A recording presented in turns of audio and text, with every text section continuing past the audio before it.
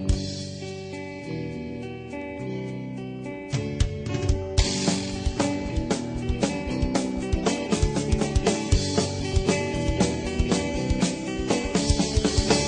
bagong buwang upuan, ang aking mga bagong kaibigan. Dito namin itatayo ang aming nabuong samahang di mabubuwag, pagkat inuit sa kahoy at sumpa.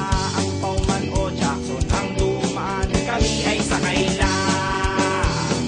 Ha ha. Isang araw nagmamadaling umuwi buhat sa eskwelahan.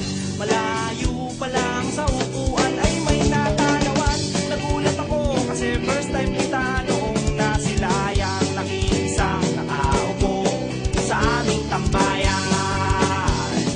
Ha ha. Agad ako